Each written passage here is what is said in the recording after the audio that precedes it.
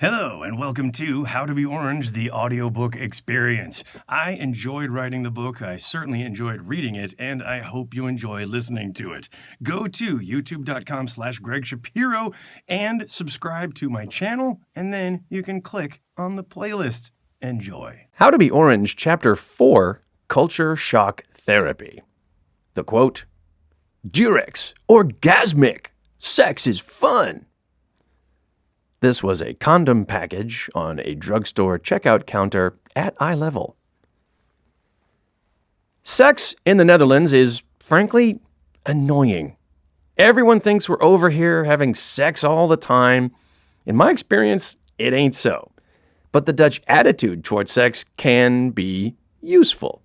The Dutch treat sex as a natural part of life, which, for Americans, can be like culture shock therapy.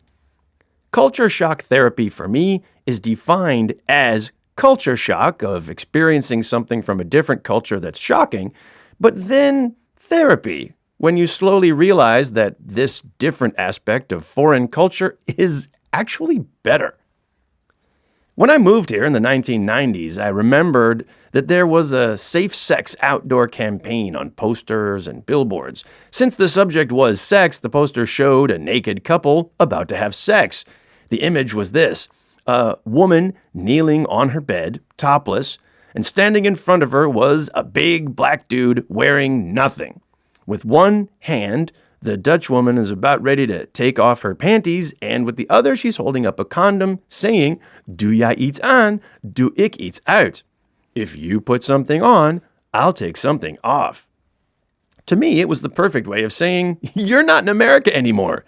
Now, granted, these days, there is more sexually explicit imagery in America, and sometimes there's even a little nudity.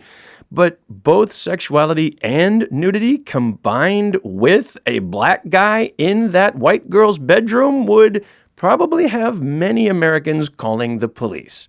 And it's not just Americans. I was once hired by a Polish event organizer to do some stand-up for a corporate gig.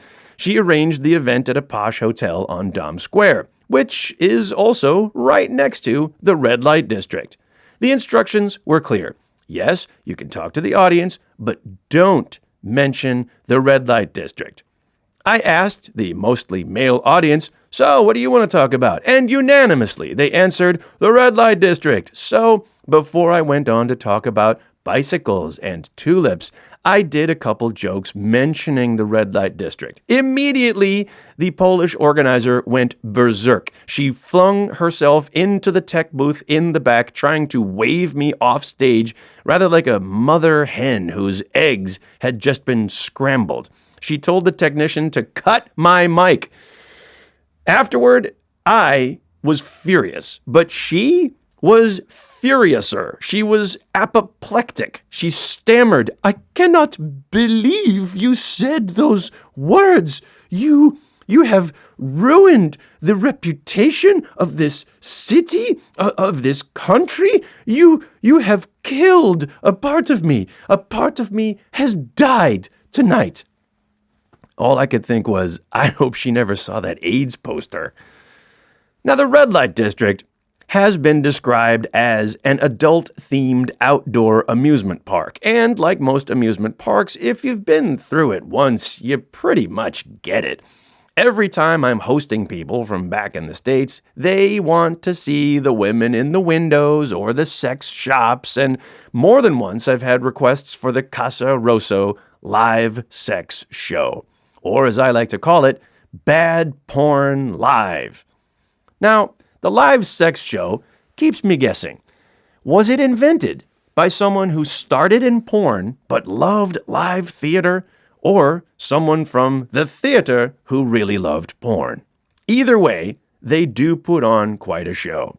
The partners are introduced rather like figure skaters. Let's hear it for Tony and Sabrina. And like figure skaters, they have their own chosen music and choreography, with many of the same poses figure skaters use, except these guys go all the way. The most interesting thing I ever witnessed at the live sex show was the moment they got an audience volunteer they weren't expecting. We were there with a group, mostly Americans and some internationals. Now, there's a joke in the show when one of the couples stops in the middle of having sex and asks for a volunteer. Nervous laughter usually follows, but that night, one of the women from our group stood up and said, "Pick me!" And sure enough, she got right up on stage, got down on her knees, and started going to work. I couldn't tell who was more mortified, the performers on stage or the group of Americans who, as it turned out, would never talk to that woman again. By now, I've come up with a solution for my out-of-town guests who ask for the red light district or the sex shops: the sauna. The Dutch co-ed naked sauna. It satisfies the need for nudity, and it's good for your skin. Also, it's Dutch culture shock therapy in a nutshell. The first person who took me to the Dutch sauna was my Dutch boss, and she was very upfront about it. She said, "This is the sauna, these are my tits, everyone relax, have a good time." I still remember telling my brother we were going to the Dutch sauna. He said, "Oh no, I didn't bring my swimsuit." That's how we do it in the States, hotel style. I told him, "It's no problem. All you need is a towel." But then in the locker room, he was nervous. "How can there be women in the locker room?" "That's the deal," I said. "You get undressed, they get undressed," and then he started enjoying himself. "I'm going to see so many naked ladies." But quickly there were so many naked ladies, it was overwhelming. So many styles of pubic hair, the triangle, the stripe, the angry spider. And quickly he realized it's not just naked ladies, it's all kinds of naked people. Men, women, young, old, skinny, fat, tattoos, appendectomy scars. And how often do you get to see grandma naked? It's the real deal. But for my brother, the real surprise was not the women. It was the men. He said, "I've never seen so many penises before."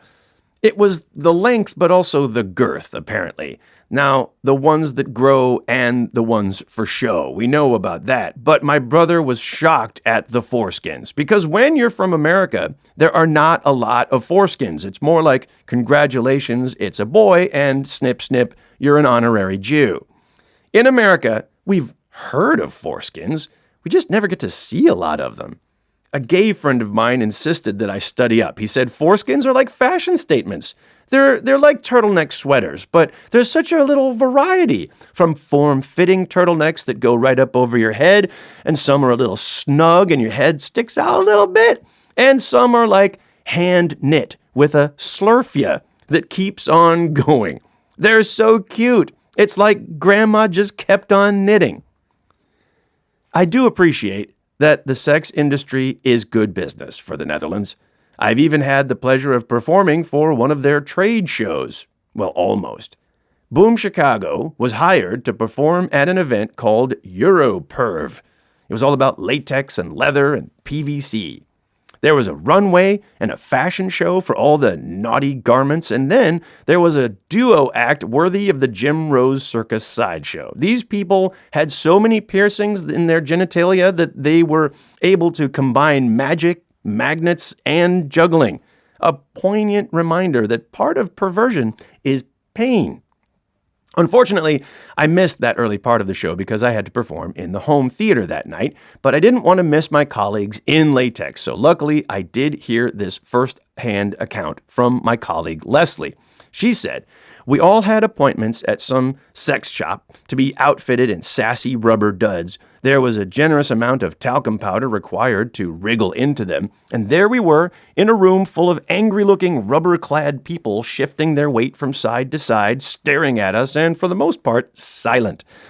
In defense of the guy down front, it's hard to yell out a location when there's a ball gag in your mouth. Mercifully, it was soon over, and we were free to watch the rest of the show. A woman who shoved a Barbie doll up her backside, followed by another who swung a flaming cannonball from her labia. I was given a ticket if I wanted to come to Europerv later, just to see the spectacle. But it was a theme party, and I needed a costume. And so, like Cinderella going to the ball, I've found my fairy godmother in the form of Frank, the house manager. This man is an artist. Using the theme Perv, he looked around the theater for inspiration. Instead of a pumpkin, he found some plastic flowers and a plastic cactus. It helped that his surname was Plant. The plastic cactus was the size of a squat basketball. He said, "This is your costume." He cut out a hole in the cactus for my face to stick through, and he placed the cactus ball over my head. He took the cut-out remainder and made it into a cactus codpiece, which I strapped on to my loins.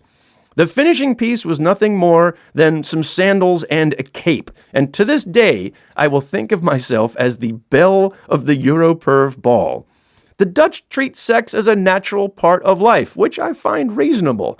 The way Americans treat sex, they find laughable. I was at the bar after a show once, and a couple Dutch women were talking about their American friend. The American women had apparently said, "I've been dating this guy for a few weeks, and I'm thinking of inviting him to bed." The Dutch women? They thought that was crazy. According to them, why would you spend 3 weeks on a guy if you don't know how he is in bed? In America, it's take me to dinner, then maybe you can take me to bed. In the Netherlands, take me to bed, and if that goes well, you can take me to dinner. Culture shock therapy in a nutshell.